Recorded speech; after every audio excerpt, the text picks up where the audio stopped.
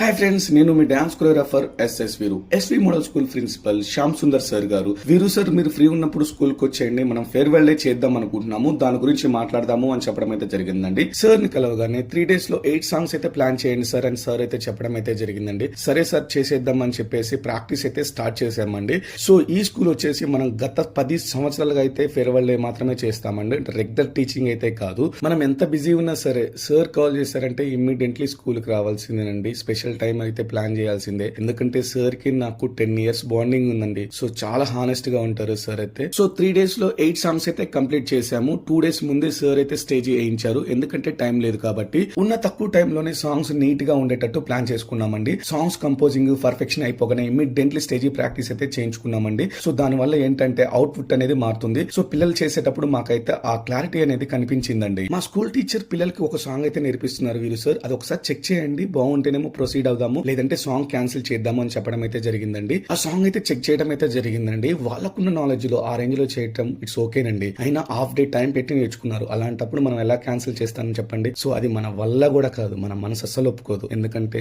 ఆ విలువ ఏంటో మనకు తెలుసు కాబట్టి. ఓవరాల్ గా ఈవెంట్ విషయానికి వస్తే మాత్రం చాలా బాగా జరిగిందండి. తక్కువ టైంలో ఇలాంటి అవుట్పుట్ అయితే నేను ఎక్స్పెక్ట్ చేయలేదు, నెక్స్ట్ లెవెల్ జరిగింది. ప్లీజ్ ఫ్రెండ్స్, మన ఛానల్ కి సబ్స్క్రైబర్స్ అయితే పెరగట్లేదు, ప్లీజ్ కొంచెం దయచేసి మన ఛానల్ సపోర్ట్ చేయండి. థ్యాంక్ యూ, జై హింద్.